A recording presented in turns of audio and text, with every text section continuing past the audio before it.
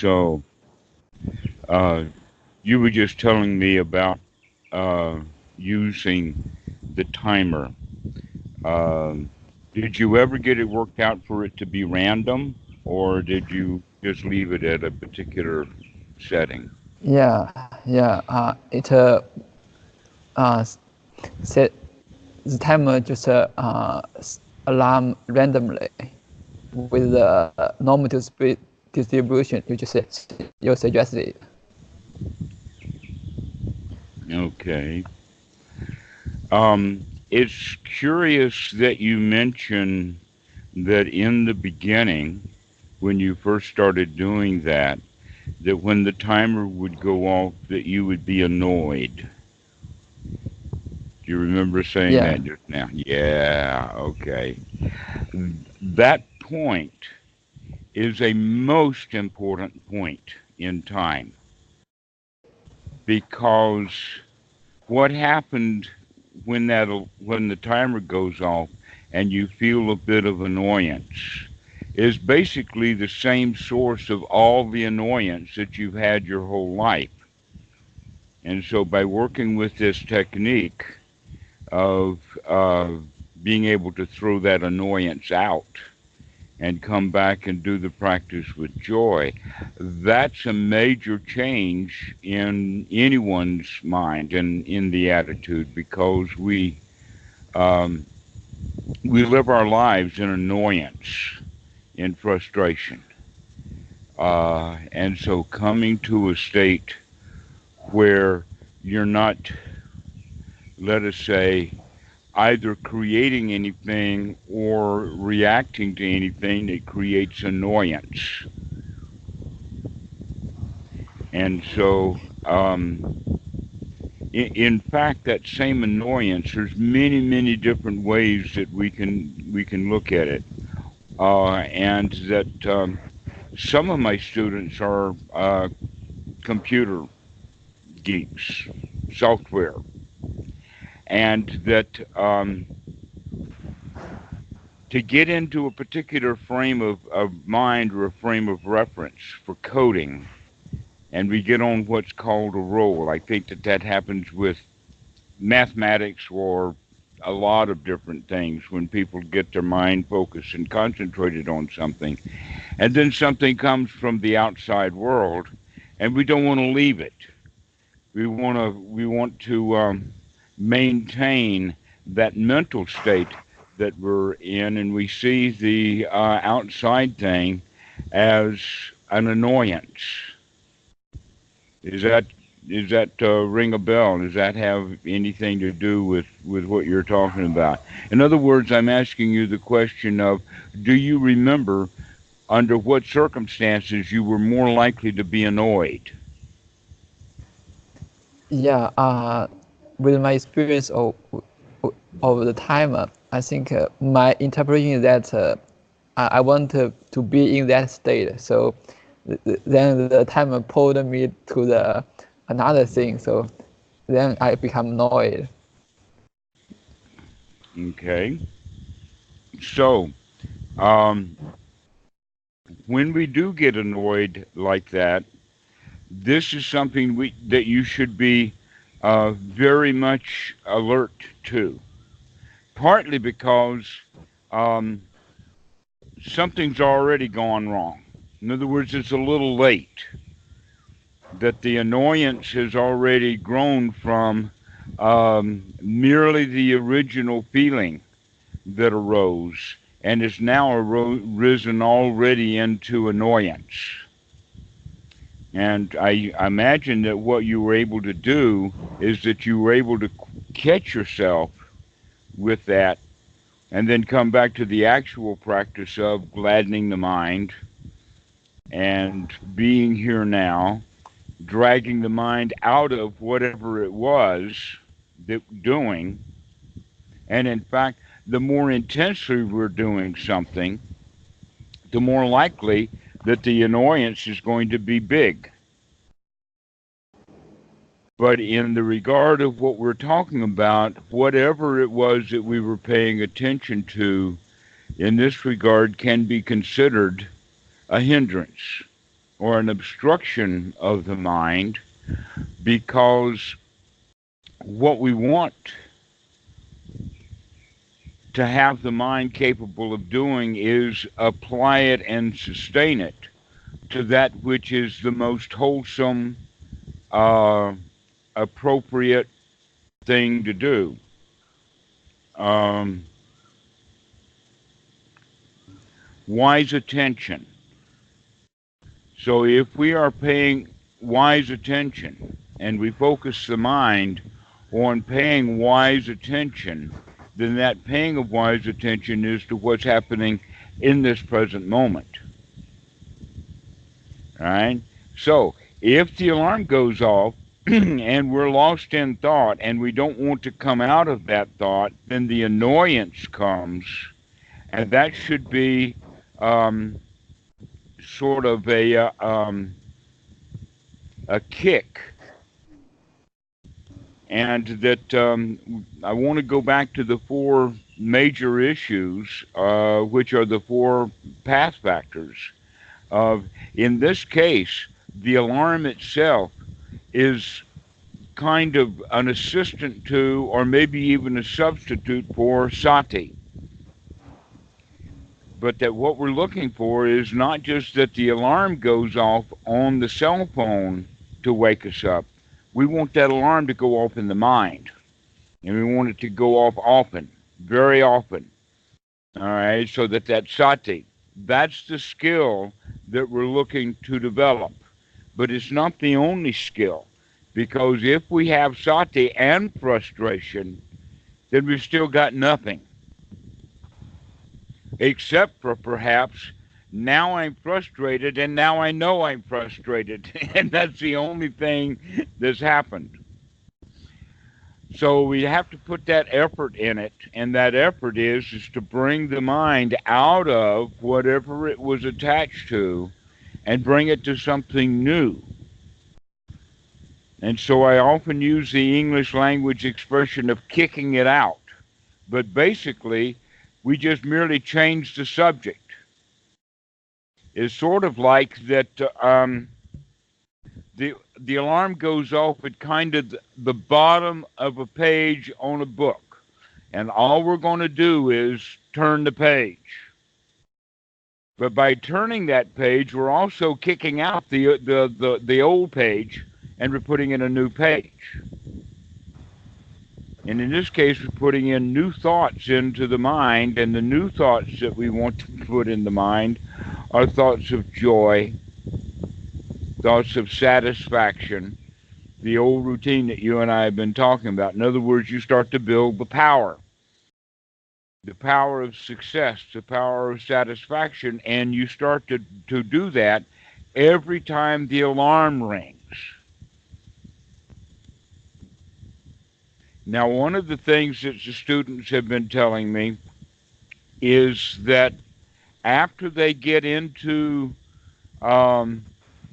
using the clock going off, and everybody but you has one going off on a regular basis.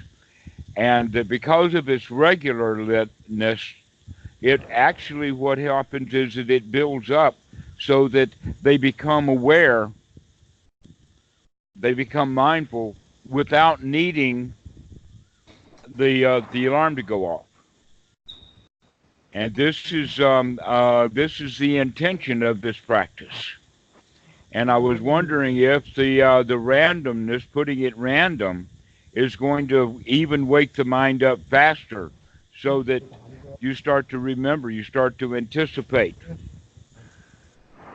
Now, one of the things that I noticed many, many years ago when I was sitting in meditation with a timer or with a clock, and we would set it for a sitting of 1 hour, that after a long period of practice, I began to recognize that I could turn that alarm clock off within 5 seconds of it going off without opening my eyes. That I just knew that hour had come up. I think I've completely lost that skill, but it was a skill that I had developed at that particular time of just knowing when that hour is up, because we kept timing it. over and over and over again. So that's the what's happening with most students is if they have the timer that goes off every 20 minutes or every once an hour or whatever their choice is for the practice of setting that timer. It gives the that kind of anticipation. But I'm thinking with a random, then if the time period is short, that's going to bring you back to the here and now quicker. And if the randomness winds up being a long time, now we begin to say, why isn't that timer going off? In other words, the sati comes up more and more often. So that's why I wanted to find out from you about the randomness of the timer. Yeah, I think usually the interval is a bit about 20 to 40 minutes, and I, I, I, but I don't think I have much expectation about when the time will go off. Sometimes, yeah, in some situation, when the timer goes off later than I expected, I may think, okay, it's later than I expected, but I don't expect it before the timer goes off. All right. So let's get back to what we were talking about being able to remember or become curious about when the timer is going to go off because we're setting it at a random level. So, what do you have more to say about that? Uh, I can remember in first I was eager to catch the moment when the alarm goes off. Uh, then later I think I'm a bit stressed to catch that moment. So I just uh, because based based upon my observation, uh, my attention shifted to the timer very quickly. So I told myself I needed to try to catch it very fast. That's good. That's the right kind of training. That's what we're looking for. Excellent. So, whenever either the timer goes off or you think about it on your own, and in fact, it's even better when you think about it on your own. And there are various little things that we can say. One of them would be never mind about all of that, because that's part of the expression of never mind, start again. But it's very handy to say never mind all of that. In other words, that hand gesture of just throwing it out of the mind. And so we can come back and enjoy this present moment. By practicing that over and over and over again, it will build up. It will build up as actually a habit, so that we can be in the present moment more and more often. And the value of being in the present moment more and more often is, for instance, when the frustration comes. Because the frustration will always come in this present moment. And when frustration comes, we can catch it really early before it becomes a big frustration.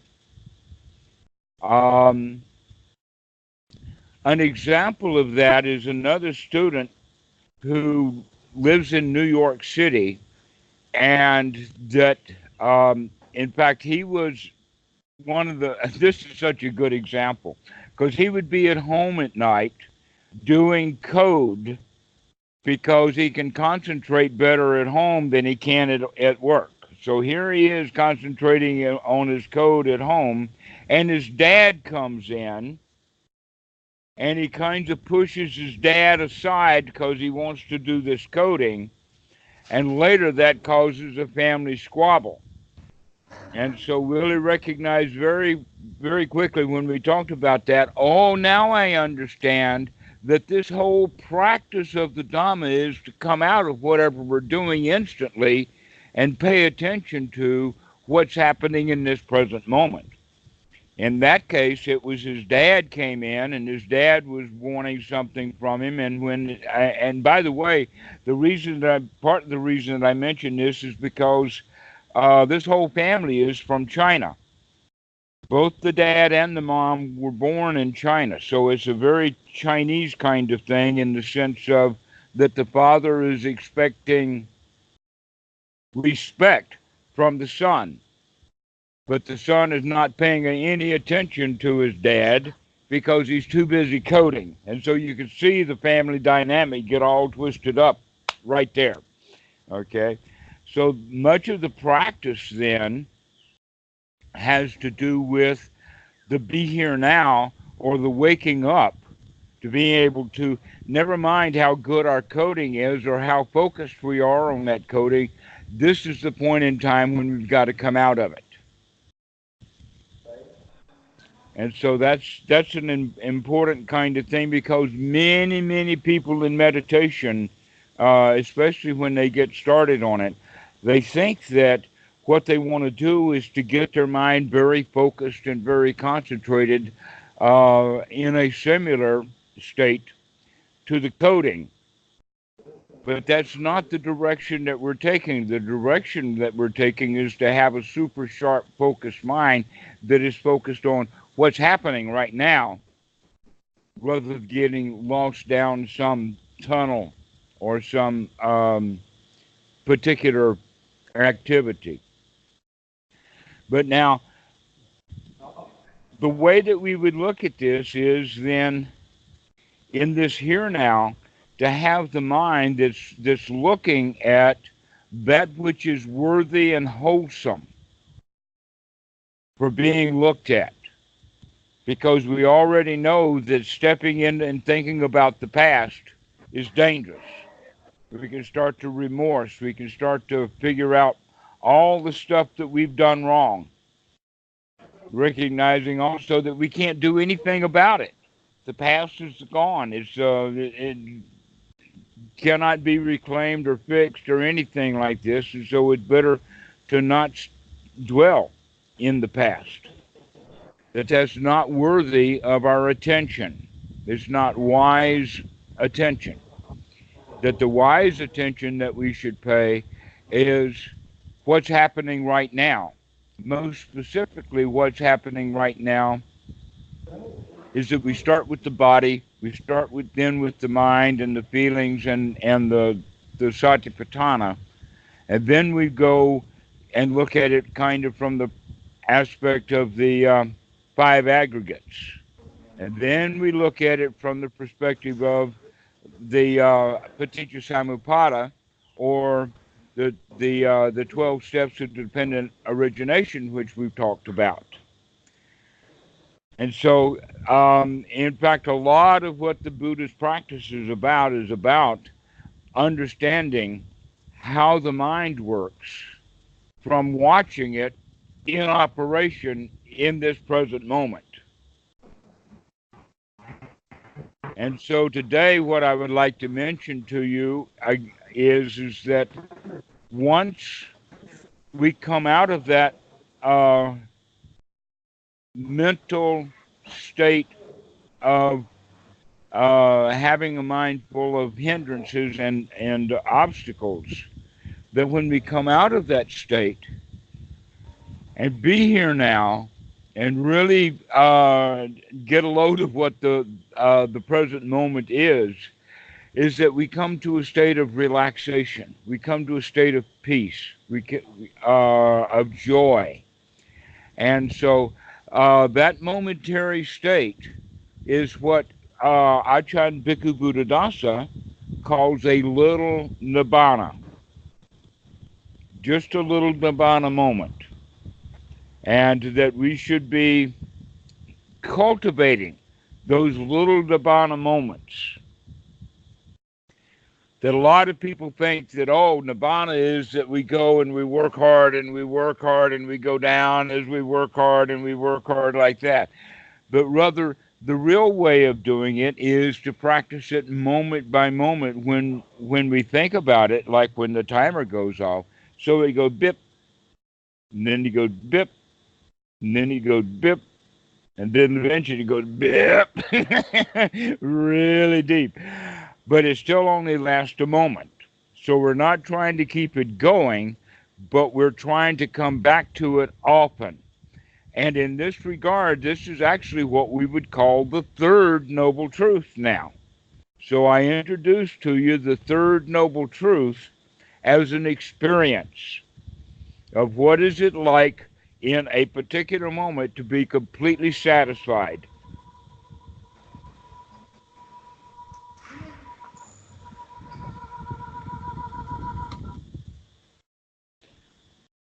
Had a fan that just lost its oil and started singing. So I turned it off. So, anyway, getting back to the uh, third noble truth, this is actually quite important. Bhikkhu Buddhadasa talks about it from the concept of hunger and happiness. And he talks about hunger and happiness, and he divides it up in several categories. One of them is kind of happiness that is the satisfaction of a hunger. In other words, we want to get something, and so we reach out and we get it. And we get just a little bit of pleasure by having the success of getting what we wanted. And that cycle of wanting and getting and wanting and getting is kind of unsatisfactory. But there is actually another intermediate stage that I want to mention to you too, and that is the anticipation of the satisfaction of getting what one wants. All right, so imagine it like this. So imagine that you're out in the desert, and China's got some deserts. So you're out in the desert, and you've got no water, and you go over the next sand dune, and there you can see a small town or a village or an oasis or something, not a mirage, but an actual real place. And so you say, whew, I'm going to get a drink of water. And so we start running down the hill from that sand dune down to the oasis. Okay? Now, in that state, we're full of anticipation. We know that we're going to get what we want. But then we get into the water, we drink our fill, we've had all the water that we want, and we roll over completely filled with water. And now we're satisfied. Now we're satiated. I don't want any more water at all. I've had enough. Okay?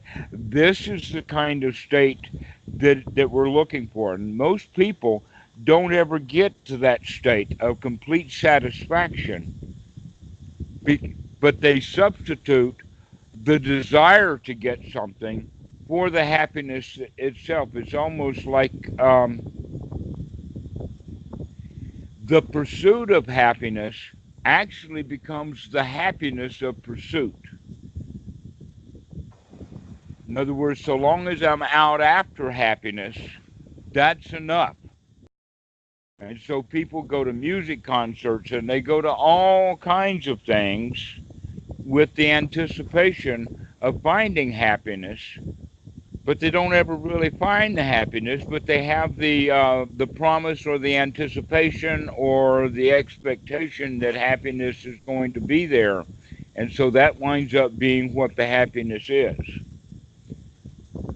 But there's an even deeper kind of happiness, which we would look at it from the concept of hunger, in the sense of being completely hunger free, at least in this particular moment. In this moment, no worries, literally Really, no problems, nothing, nada, everything satisfactory. So this is a state of no hunger, and that the reason that in the Buddhist scriptures this is called unconditioned is because we don't have any conditions to go get something. In other words, there's no desire, there's no ill will, there's no greed, there's no ignorance, there's nothing of the second noble truth happening right now. And so there's no conditioning going on. And so when we are able to get out of the conditioning of the second noble truth, we fall into the third noble truth when we fall into a state of coolness, satisfaction, joy. And this needs to be practiced over and over and over and over again. So this state of coolness, think about nibbana in the sense of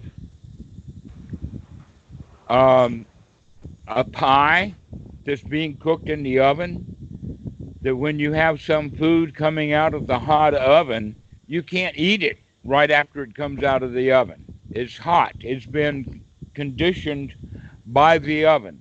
But if you pull the pie out of the oven, take it away from the heat, then it will cool off. And that you want it to cool off sufficiently so that it can be eaten. You probably know what it's like to have eaten food that was too hot to eat. You don't want to eat it. It's too hot. Well, that's how our lives are. And that, by the way, on an interesting side note, because of the society, especially around temple life, Thai people generally eat all their food cold because it's been sitting around for sometimes an hour or two while they're chanting or doing some ceremony or whatever, or maybe it's even the monks are eating. So the monks are the only ones that will ever have an opportunity to have hot food, except that by the time the food is brought to the temple from wherever it was cooked, it's already cold. There's another way of looking at nibbana, and that is in the sense of animal training. The dogs that are wild dogs are hot. They bark a lot. But a dog can be well trained so that they nibbana or they cool off. The same thing is true about horses or any domesticated animals. And so in the time of the Buddha, they would actually use the word nibbana for that. So it has to do with, actually the nibbana, they say, is like blowing, as if you were blowing on your hot food. So you take a bowl of hot food and you blow on it before you start to drink. That's kind of the way that the word was started to be used. So now that we understand that, without any conditioning that's coming out of the feelings of the second noble truth, at least for this moment, because we're practicing it, we recognize it, we can throw all of that stuff out of the mind, etc., and we can come to a very, very satisfying moment. A moment that can be relished, so that you really begin to enjoy it, so that when that alarm goes off, you say, I like that.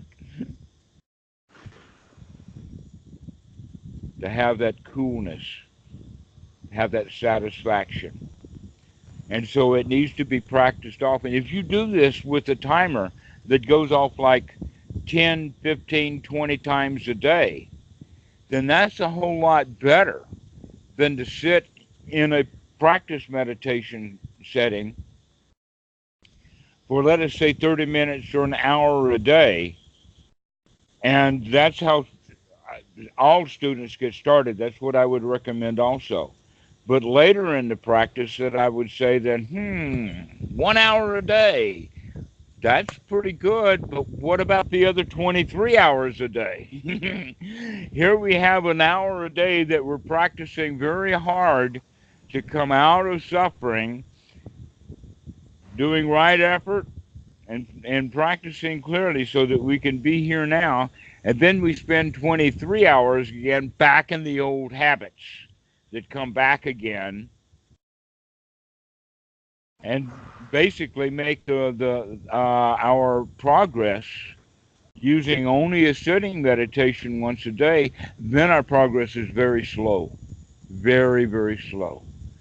But by using this timer and having that to help with that kick of sati, and then the rest of it is all up to us in the sense of having right attitude, right view, and right effort. Actually, right effort is this point in time. As soon as the sati comes, now we have to take the effort to throw out whatever was in the mind at whatever temperature level it was at, and come and bring something into the mind now that's cooler than whatever that was, over and over and over again. So as we develop a habit of being cool 15, 20 times a day throughout the day, and by practicing that, your little nibbana moments will grow. They'll grow in frequency. They'll grow in um, authentication, and um, they will grow in satisfaction, but they're not going to grow in depth because that moment is already unconditioned, which is all the depth we need. That's what makes it cool, is the fact that it's got no conditions on it. And so it's not going to be like, oh, it gets better and better and better and better. No, it's going to be about the same, but we learn to enjoy it more and more and more. We like it more and more. Just to be unconditioned, to be free, with nothing to do and no place to go. And we do that for a short time. And then naturally the mind's going to get filled back up with whatever we were doing before. And this actually can be done in the time that it takes to sip a cup of coffee. Just, and then you set the cup down. And that's all it takes. But we keep doing it over and over and over and over and over again.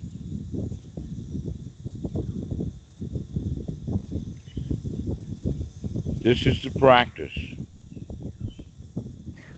So So when I you are give seeing, okay, go ahead.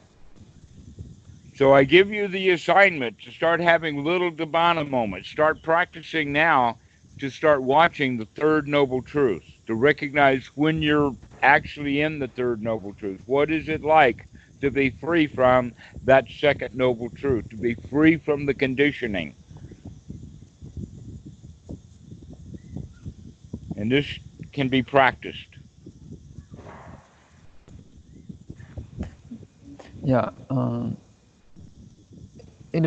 When looking back, you feel more in the present. There are more moments that you are in the present throughout the day. But you just said you are going to slow things off.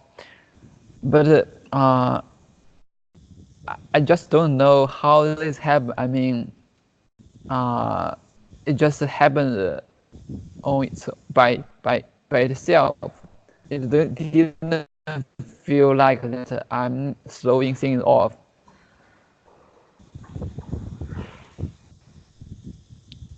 Um, the the more often you do that, the more skilled you'll become at throwing things out of the mind. To be able to change the subject or to change the channel, to not get stuck in a rut, to be able to change from whatever you're doing in ordinary life into a nibbana moment. This is the change now that we're looking at.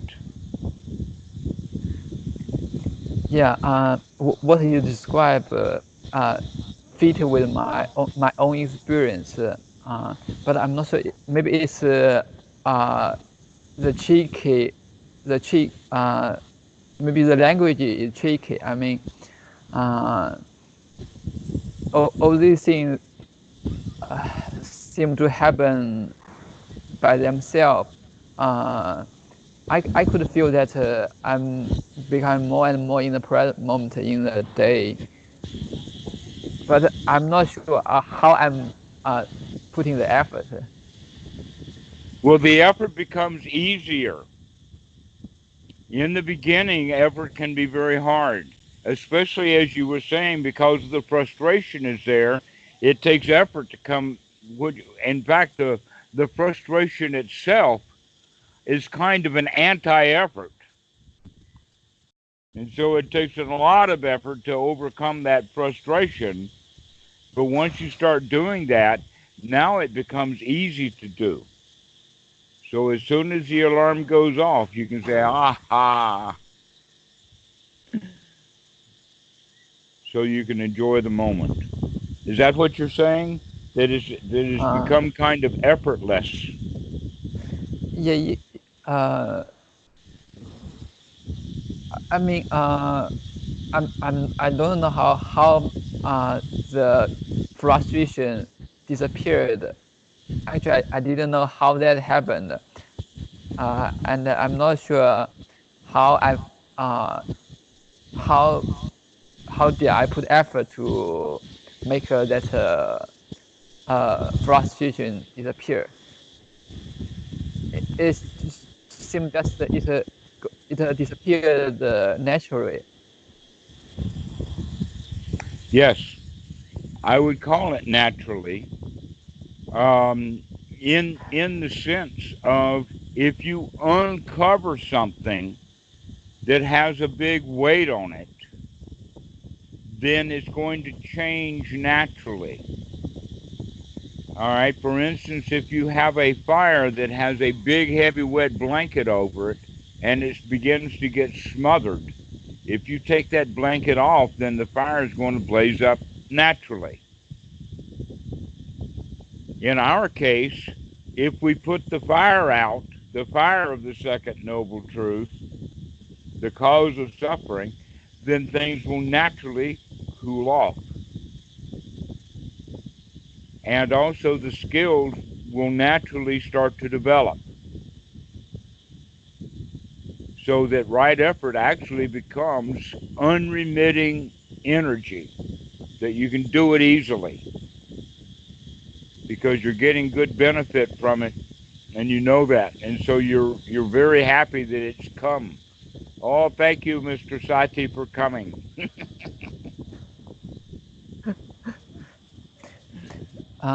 Maybe what confused me is that I imagine there's a agent or a controller that is responsible for doing those things. But according to my reading from the book, this kind of view seems to belong. I mean, there's no central controller that in charge of those things. Right. That's part of your job is to recognize that there is no central controller in there, but there is a process. And that process can either be skillful or unskillful.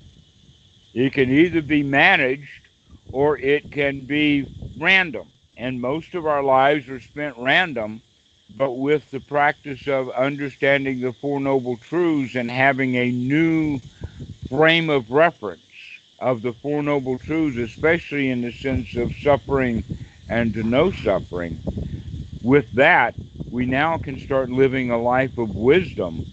But again, there's no controller in there. There may be a controlling property in there, and that controlling property would be a combination of two things. One would be dedication, and the other one would be dedication to the path. So that path we begin to get very, very dedicated to because we know that that's the very best way to live. But there's still no unit or central controlling factor. It all is a mechanism or a process, sort of like a watch or a clock, an old style, not an electric one, but the old kind that had spring and a ticking mechanism and a bunch of gears. In that clock, there are there is no clockness. There is no one ingredient in that clock that makes that clock a clock, right? You can take it all apart, all the way down to putting diamonds or sapphires, little ones, as the jewels, to make the things run with very little friction. You can have all the way up to the gears and the spring and the hands and all of the things that are on that clock, but there's no clockness there. And the first time that this was done, I think, was done with Nagarjuna and Malanda about the time of maybe 300 or 200 years after the time of Ashoka, around the time of the first century. And that the, the king was asking Nagarjuna about this concept of the controlling agent. And so, with permission, the old monk had the warriors around the king's chariot taken apart completely. They took the basket off, and then they took the straw off of the basket, and they took the platform of the basket, and they took that apart, and then they took the wheels off, and then they took the wheels apart, and the big pile of wood. And then the monk asked the king, "Where is the chariot?" You see, there's no chariot there. The chariot at best is just an arrangement of wood, and that's all it was. Within your own mind, you're just an arrangement of neurons and blood vessels and the kind of stuff that we find in the brain. But there is no controlling agent in there, it's just a process. And you're beginning to see that. You can figure that out for yourself now. That's one of the most important qualities of this practice, is to recognize there is no controlling agent. There's no self there. So then, do you think it will be a bit contradictory to say that we slow things off, because the mind tends to think that okay, there should be someone responsible for doing this kind of thing. It then it's a bit contrary to this view of no central controller. Yes, this is difficult, especially in the Western mind, but I think it is just worldwide. Because even in Asia, people think of it in the sense of an agency, um, or a controller or an owner. Um, then, in fact, at one time I had to work with these three words with lawyers in a computer project that we had to do with, in the sense of who owns the company, who controls the company, and who is the agent of the company. Because these three things can be manipulated so as to hide from the law. In other words, I own the company, and Fred, my friend, is the agent for that company, and that he's going to put it such that Aunt Susie is actually the owner. And so nobody knows that I'm actually the owner. So what happens then is that she's the owner, but she's not the controller. That I'm the controller. And so that really messes our minds up to recognize, wait a minute, not only do we have no central agent, but these roles of the central agent, does the central agent play the role of controller? Does the central agent control um, uh, the ownership? Or is the controller merely an agent? There's agency, and the agency itself is the process that we're going through, but there's no underlying controller there. It's just a process. And the more each meditation student delves into that second noble truth, the more we recognize, oh, that owner or that controlling agent is in fact only in existence in the role of doing the suffering. Sorry, you just said in the law of what? Okay, I said that the suffering is the job of that owner or the self or that controlling agency that we think of as a controlling agency is actually that which experiences the suffering. If there is no agent, if there is no controller, then there is nothing to suffer.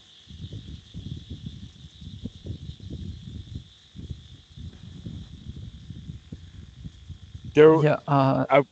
go ahead. Uh, my experience seemed to be like that. If I, for example, when initially the timer went off, I see the confusion. If I saw it from the perspective that, okay, this confusion just arises by itself, then it seems the knot will be entangled. I mean, if I feel that this confusion belongs to me, then I will be stuck in that situation. But if I step out and watch it from outside, then it seems that it will disappear by itself. Mhm. Exactly. But another way of saying of stepping outside is also stepping into the here now, or being here to recognize what's really going on, rather than being on the inside and being the target of this process, the way the mind works, so that when feelings, I like it, become, I want it, and the wanting becomes, I got to have it, that's the beginning or the birth then of this self. And so we become, let us say, we begin to have thoughts of selfishness or desires. That there was a French philosopher, his name was Descartes, who said, and it became very famous, I think, therefore I am. But he misunderstood. If he had understood the situation better, he would have said, I think, therefore I think I am. In other words, I am is merely a thought process. And it's a kind of the object of the discussion. Normally, it becomes the object that um, becomes the victim of the suffering. So the victim is actually the self, but it's a mentally constructed state. The reality is that there is no controlling agent in there. That the self was the kind of the result of a bad process. So we start out in the five aggregates with no self, and we process it through feelings and through grasping and clinging and manufacture a self. And then we think that self has been there all along, and we think that it was a controlling agent. No, it wasn't the controlling agent that controlled the process. It was the result. of that process that had gone wrong because of the lack of wisdom. And so that's what this whole process of meditation is, to start waking up more and more often so that we don't take the ignorant, dangerous path of selfishness, of the manufacture of self. Because that, in that regard, the self is going to be a victim. It's got a role to play. Poor me. I need help. I'm broken. I don't feel good. But if we can interrupt that process, then we can come instead to not a state of heat, poor me, but in the state of nibbana, coolness, with the satisfaction. So you're right, there's no controlling agent in there.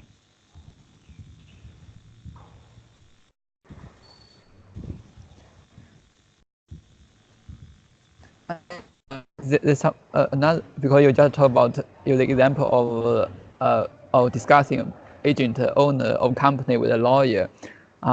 There's some neuroscience that they did some research and think some people shouldn't be charged. I mean, they commit something wrong. For example, they may beat other people, but they find that the real reason behind that is because, for example, there's a tumor growing in the head, then made these people do such crazy things. Then some people are angry. They think that they just get rid of responsibility for his action. Yes, you're right. In fact, that a tumor could have an adverse effect on personality and behavior, and that the removal of that tumor, putting the person back to a better state, is proof enough that there is no controlling agent. Because that tumor was not a controlling agent, but it was messing with the process. But when the tumor was removed, then the behavior was changed. And so, because the behavior was changed, does that mean that the self was changed, or just merely the process was changed? Did somebody, because the tumor was removed, doesn't mean that they grew a new personality, or that in fact there was a new self, but rather that the removal of the tumor was something that affected the process. But there are many examples of that too. Even the possibility of taking someone out of an environment, let us say a prison or a place of great deprivation, uh, a place where there is famine. And so there's a certain amount of suffering that goes on. If you change the situation, then the personality will change because the conditions were changing. The process changed. That's another way of just recognizing there's no self in there. There's no permanent entity. Everything is subject to the cause and effects that are going on, which is exactly what the word paticca means. But in a larger context, the word idiopapajayata, the Pali word, actually means, in a way, causality itself. That there is something that's going on that causes, very quickly, we go from this to that to this to that, and it's happening all over the universe. So there's literally hundreds of billions of trillions of causes immediately followed by hundreds of trillions of billions of effects. which then immediately become the new cause. So the last cause becomes now, or the last effect now becomes the new cause, and so immediately that cause creates an effect. They're actually understanding that this, whatever clock this is, that runs in the universe, runs so fast that it actually controls the speed of light. That the speed of light is governed by this process that the Buddha referred to as idiopapajayata, that the scientists are now labeling causality, the law of causality. And the law of causality is actually the new term that they're using for the law of entropy. But in the time of Newton, they called it the law of inertia. So as we understand this law more and more, we change the name of it. In the beginning, it was the law of inertia, and then it became the law of um, entropy. But now it's called the law of causality, and everything is just in a turmoil: cause, effect, cause, effect, cause, effect, cause, effect, and the human brain works just like that. So in that regard, there is no self anywhere. Sabe sata, sabe sankara anicca, sabe sankara dukkha, sabe dhamma anatta. I had to pull that old Pali phrase out of my mind. A little bit slow today. All right, so the word sabe here means everything. All right, so sabe sankara means everything that was put together will fall apart. Sabe sankara anicca. Everything is in turmoil. Sabe sankara, anything that is stuck together, because it's subject to falling apart, is subject to decay and death, which would be the dukkha part. Everything's going to fall apart. Your laptop's going to fall apart. The building you're in is going to fall apart. The clothes you wear are going to fall apart. And you're going to fall apart back to your constituent components. And there is no central processor in there anywhere. Not in the building, not in the clothing, not in the laptop, and not in the individual. And so the last one then is Sabe Dhamma Anatta. In this regard, the building that you're in is a Sankara because it was constructed. But when we use the word Dhamma in this sense, we're talking about the entire universe, everything, that which that exists without any construction, as well as all things that are put together. And to nowhere in the entire universe, Sabe Dhamma, is there a soul, an entity, a God, a cause, a single cause.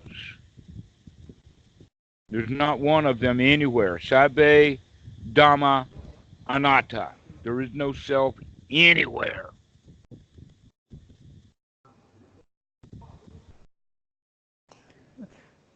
And so that controlling agent idea is only an idea, but you can't find it in there. All you can see is process, but there's no controller. Against the determinism, right? Okay. So in that's right, exactly. That means that there is nothing determined. Everything is part of process. Everything is part of this constant turmoil, anicca. Everything is in subject to the cause effect, and that there are no agents or owners, rather, in there. that in fact, if there are agents, the agency is the cause-effect to cause-effect to one agent after another, but that agency is not the owner, nor is it the controller, because things are too complex. There's no one individual controller anywhere, not even as a concept. It's way too complicated.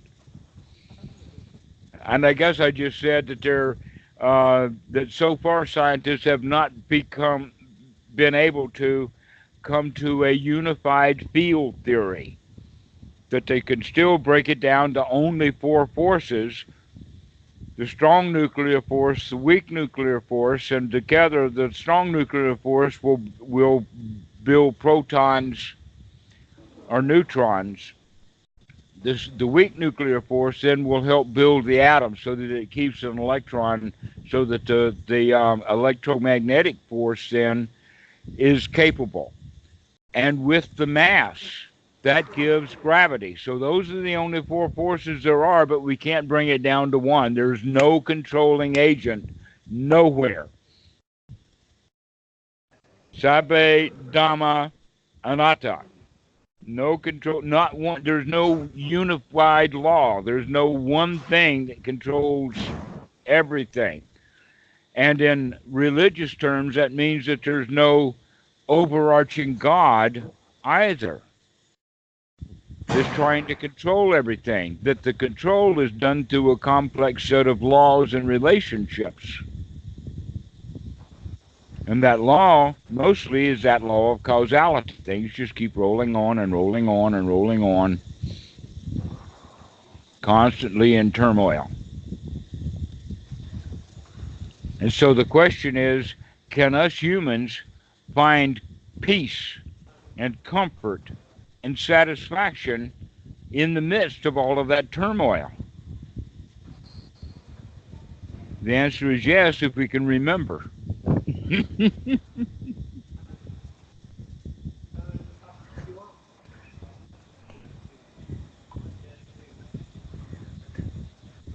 When I was doing retreat and listen to this kind of Dharma talk on these three characteristics, it caused a kind of fearful feeling, but now there's no such feeling. Yes, that's right. I think that there's some aversion to this teaching because they say, oh, what had happened to me? Before I was, and now I'm not. And that sounds terrible to people. But after we look at it from the other side, we can say, oh, wow, I was deluded when I thought that there was a me. Now that I can recognize there is no self there, that's freedom. That's release. Because if you think of it like this, it was the self that was the subject of the suffering. It was the self that owned the suffering. By being free of oneself, we're free of the container that contains or holds the suffering. So we're free from it. By being free from the self, we can be free from suffering. We can cut that second noble truth at that point.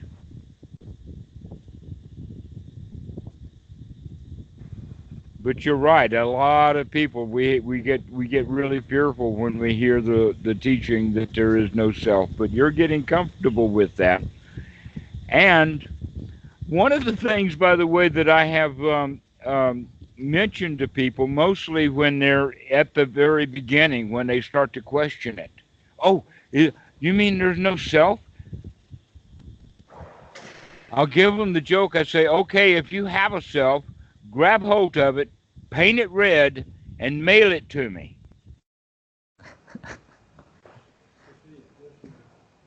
Because that gives them the idea, oh, wait a minute, if there is a self, then I should be able to identify it. I should be able to pick it up. And the fact is that we can't. There is no way to actually identify that self because it really doesn't exist. There's no controller in there. There's only merely a process.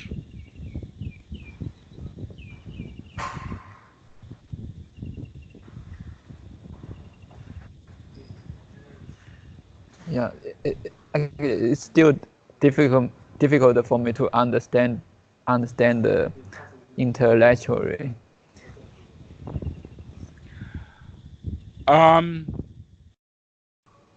This is part of what needs to be done, though, is not to understand it so much intellectually, is to start recognizing the way the mind works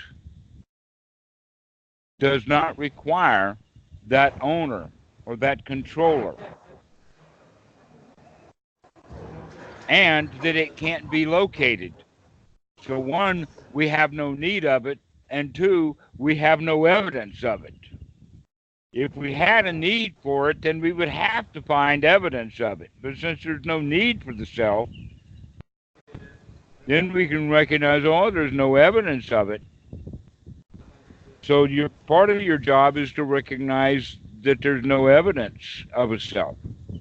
And actually, the easiest place to do that is in those little nibbana moments when you're really, really satisfied. When you say, ah, it's only, in fact, when we're not satisfied that the self actually is created. But when we're working towards satisfaction, when we're looking for coolness, when we're finding a little nibbana moment, in that space, there is no self. And so that's a good place to look for the self, is when you're feeling really good, when you're really satisfied with your practice. Then you can recognize, yeah, and I can practice like this without the need for a self, and there's no evidence, just joy.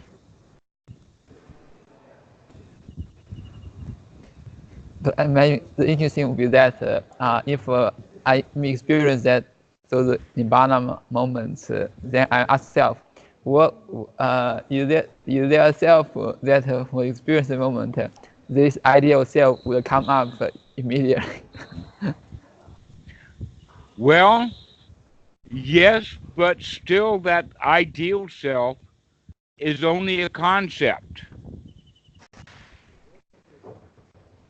But the reality is, it is the experience of coolness. And that's what we're looking at. We're actually looking at the experience itself rather than the agent. So this is something that you can play with. Everyone has a trouble with this. Everybody has a trouble with this because we have been living our whole lives and taught our whole lives that there is a self. But when we recognize, oh no, wait a minute, there's no need for a self, now let me find evidence of the self. Mostly we can find evidence of the self when we're really feeling bad. Because it says, I feel bad. But that's kind of a mistake, because really the feeling bad is there, but we use the I as a handle, or let's say the bucket even, to carry around the suffering. So the best place to see that there is no self is in these little nibbana moments, when you're really, really satisfied. That's when we can see, oh yeah, this is just process. No need and no evidence of a self.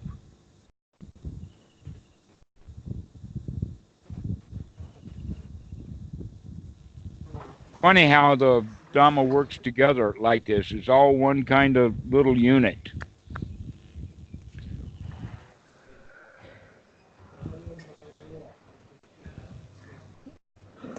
Yeah, so to apply this into practice, just seem to be aware of those things happen in the moment. Yes, exactly.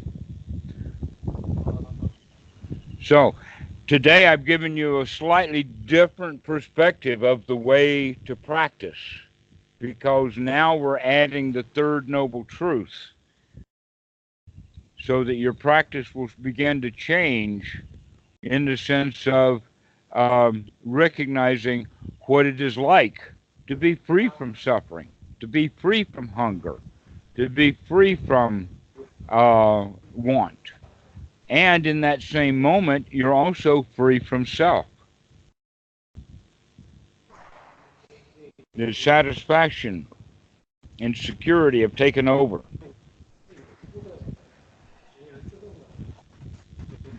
Okay. Okay. Excellent. Excellent. Good luck. I hope that you practice well.